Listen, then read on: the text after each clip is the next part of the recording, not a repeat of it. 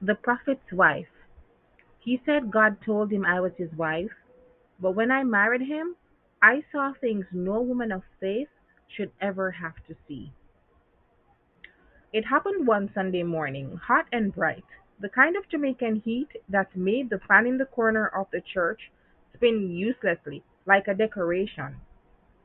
The tiny wooden building echoed with tambourines, shouts of hallelujah, and stomping feet on old creaky floors. Samantha stood near the front, eyes closed, both hands lifted, just like she had been taught. She felt good, free even, after what she had been through.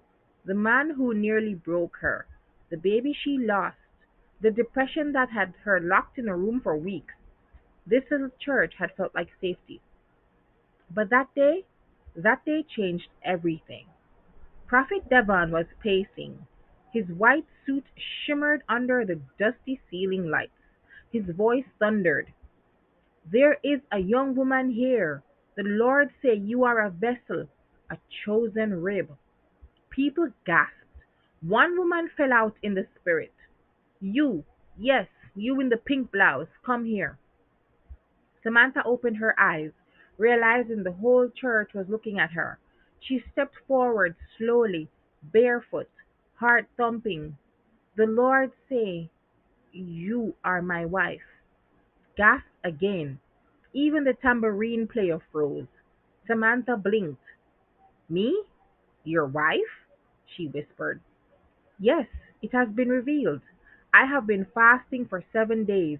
You came to this church for healing, but the Lord sent you for covenant. Cheers exploded. Nadine, her best friend, leaned sideways and whispered, Girl, that man do easy. You sure God tell him that? Or him belly? Samantha couldn't even answer. Prophet Devon was already laying hands on her forehead. The wedding came fast, too fast, according to Nadine. Samantha, you even know this man's favorite food? Him snore? Has he ever been married before? You just a go sign your life away 'cause him say God talk to him? Samantha sat in the back of the bridal boutique, dressed halfway zipped. She stared at her reflection. The white lace hugged her waist, but her eyes looked unsure. I prayed about it, she said softly, and I feel at peace. Nadine snorted. Girl, sometimes peace is just your brain being tired of fighting. Still, Samantha went through with it. The church was packed. Everyone from the surrounding districts came to witness the Holy Union. Sister Maureen sang off key but loud. Mother Arlene, the oldest woman in the congregation, sat still as a stone in the front pew, her eyes locked on Prophet Devon. When they kissed, Samantha's stomach flipped. Not butterflies, something else, like cold water washing through her belly, but she smiled through it. That night, Prophet Devon didn't touch her. He simply said, This marriage is holy. We'll consummate it after 7 days of fasting. 7 days. On the fifth day, Samantha was hungry, spiritually and physically. Devon prayed constantly, shutting himself in a small side room of their house. The room was always locked. When she asked, he said, That room is where I go to war spiritually, no flesh allowed. Still, something tugged at her. One morning, while cleaning, she found the door slightly open. Curiosity pulled her inside. What she saw froze her in place. Candles lined the floor in a circle. In the center sat a table with a red cloth. On it, a bottle of olive oil, a Bible open to Ezekiel, and a black notebook covered in plastic. She stepped closer. The notebook had names written in it. Most she didn't recognize, but one stood out. Marcia Edwards, Judgment Complete. She felt a shiver run down her spine. That night, she asked Devon gently, Who is Marcia Edwards? He didn't flinch.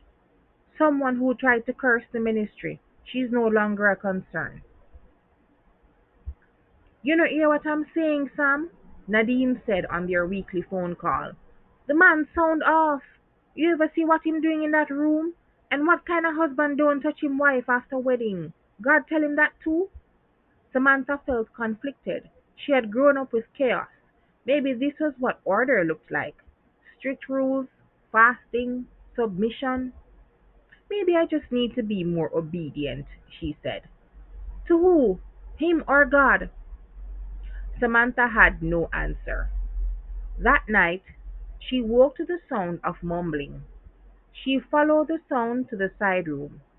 Devon was inside, shirtless, eye rolled back, speaking in what sounded like tongues, but with a harshness she'd never heard before. Then he screamed, "Consume her! Break her will!" She ran to the bedroom, heart racing. She dreamt she was in water, dark, murky water. Hands pulled her down, not violently, but steadily, and Devon stood on the shore, dressed in white, watching her sink with a smile. She woke up crying. 2 weeks later, a letter arrived addressed to Devon. It was from a bank. She didn't open it until he left to attend an all-night prayer vigil. Inside was a statement. Church donations were being funneled into a private account, his. Over 2 million Jamaican dollars moved in just 5 months. She folded the letter slowly. Her hands were shaking. It was Sunday. After service, Samantha lingered near the pews, pretending to tidy up. Mother Arlene walked over. "You dreaming yet?" she asked suddenly. Samantha looked up. "Dreaming? Them always start with dreams. Water, fire. You're trying to run but you can't." Samantha's eyes widened. She said nothing. "I watched him do it before, to the other one. You're not the first wife, child." Samantha's throat dried instantly. She managed to whisper, "Where is she?" Arlene looked past her, her voice low. "Dead. Gone. Official story say car crash. But the way she looking at the casket, it never makes sense." That night, Samantha couldn't sleep. She sat in the kitchen sipping warm water, staring at the shadows on the wall. "Dead?" she whispered to herself. "She's dead." She searched online, Marcia Edwards, Jamaica obituary. After a few tries, she found it. Marcia Alicia Edwards, age 29, died in a car accident along Spurtree Hill. No survivors. Leaves behind husband Devon Edwards. Same man, same name. Her chest tightened. The accident happened 2 years ago, just 6 months before she met Devon. She looked at the photo of Marcia in the article. Beautiful, soft smile. There was something in her eyes though, something tired. Samantha copied the photo and printed it. She tucked it under her pillow. The air in the house felt heavier. Even the walls seemed to whisper. That night, Devon came home late, oil stains on his hands. Samantha stood at the top of the stairs, holding the photo. "This your wife?" she asked. Devon looked up. His expression didn't change. "Yes, God took her. He gave me you. Or you took her and God gave you a cover story." His face darkened. "You getting too curious. Remember what happened to Lot's wife when she looked back?" Samantha didn't respond, but something inside her clicked. She began planning her escape. Troy showed up unexpectedly the next day, standing at the church gate with a quiet smile. He was the worship keyboardist before Devon banned worldly music and forced half the musicians out. Tall, soft-spoken, and deeply spiritual, Troy had always liked Samantha, but never got the chance to say. "Samantha, I just felt led to check on you," he said. She nearly broke down in tears right there. Over juice and crackers in the church kitchen, she told him pieces, just enough to make him frown deeply. He's dangerous, Troy said. I never trusted him. Did you know his uncle was into Obia? Samantha blinked. What? They say Devon went away after Marcia died to Clarendon. Spent weeks with a man known for doing cleansing. Spiritual cleansing? Samantha asked. Troy looked her dead in the eyes. No. Control. That week, Samantha took a test. Positive.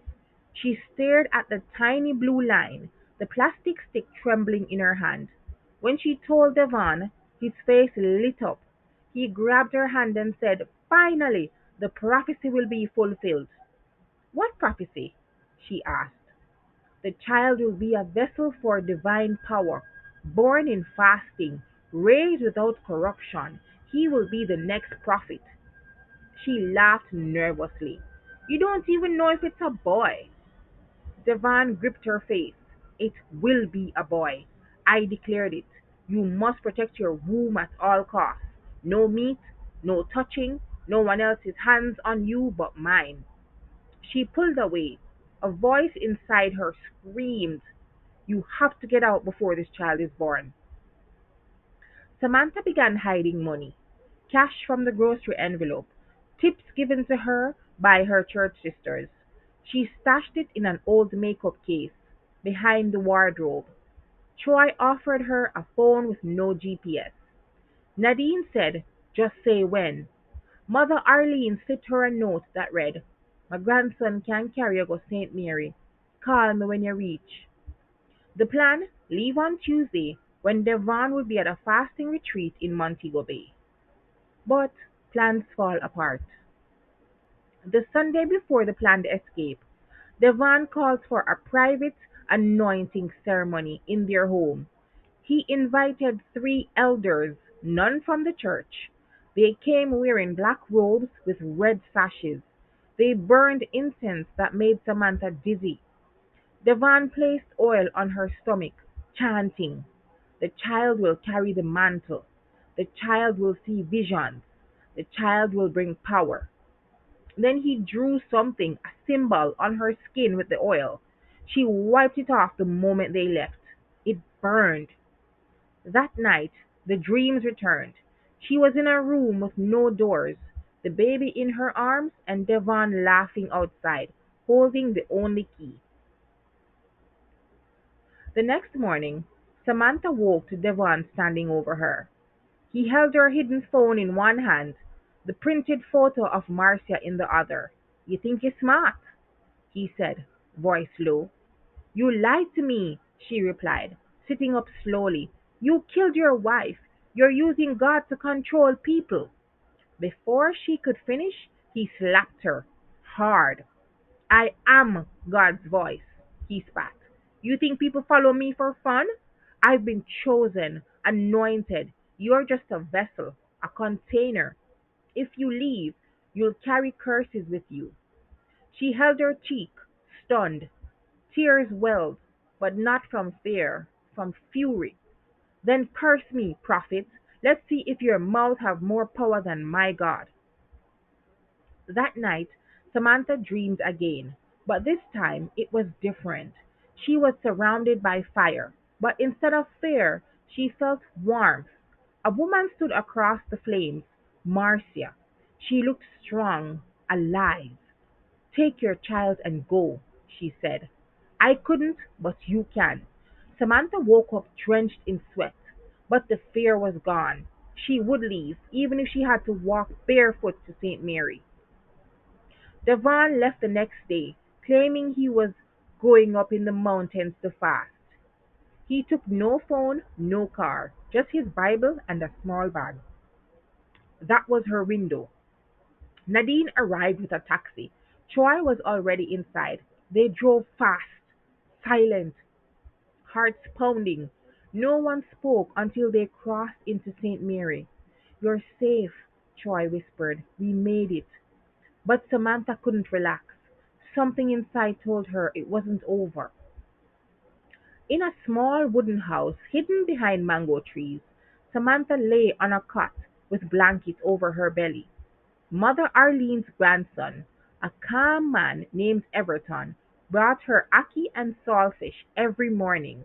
The peace felt strange, like wearing clothes that didn't belong to her. Troy stayed in a separate room, but always came to pray with her. "Do you really believe God sent him to you?" she asked one night. "No," Troy said. "God wouldn't give you someone who needs to break you to keep you." She cried silently. After 2 weeks of silence, Devon returned to the church, but not alone. He showed up with a woman named Shanique, claiming she was now his wife. God removed Samantha from her place of calling. She could not carry the mantle, but the mission continues. The congregation split. Some walked out, others stayed and prayed louder. But behind closed doors, Devon was looking for Samantha. He asked around, sent men to check bus stations, even called people he hadn't spoken to in years. When Troy heard this, he told Samantha, "We can't hide you forever." "Then I'll stop hiding," she said. With the help of Nadine and Arlene's grandson, Samantha uploaded a full confession to YouTube. She told everything: the locked room, the rituals, the stolen money, the abuse. She blurred her face, but her voice shook with power. Within 48 hours, the video went viral in Jamaica. The church caught fire, figuratively and literally. Protesters showed up. News stations started digging. Then someone else came forward, a young woman who said Devon tried to anoint her when she was 17. Then another and another. It was a Thursday morning when the police came for Prophet Devon. They found him in a prayer hut in Trelawney, surrounded by bottles of rum, blood-stained clothes, and a ledger full of names and cash transactions. He was arrested on charges of fraud, spiritual abuse, and suspected involvement in the death of Marcia Edwards. Investigations reopened. Samantha's name was protected under anonymity. The church shut down. 9 months after that first prophecy, Samantha gave birth to a baby girl. Not a boy, not a prophet, just a baby. Pure, untouched, innocent. She named her Marcy, in memory of the woman who never got to escape. Troy moved slower than most men, but he stayed, helped change diapers, prayed over the crib, and made Samantha laugh again. They never rushed love. They just let it grow in the light. After so long living in the shadows. One evening, Samantha stood outside the safe house, holding Marcy against her chest. "You were worth it," she whispered. Behind her, Troy smiled. "You both were." Months later, Samantha received an envelope with no return address. Inside was a single photo, her house, taken from a distance. On the back, "The vessel is still mine. P.D." Her hands shook, but this time she didn't cry. She took the photo, lit a match, and watched it burn to ash. Then she walked inside, locking the door behind her. Thank you guys for watching. Comment, share, subscribe, like the video, and let me know what story would you would like to see next. And also comment if something similar to this has ever happened to you or anybody you know. Thank you.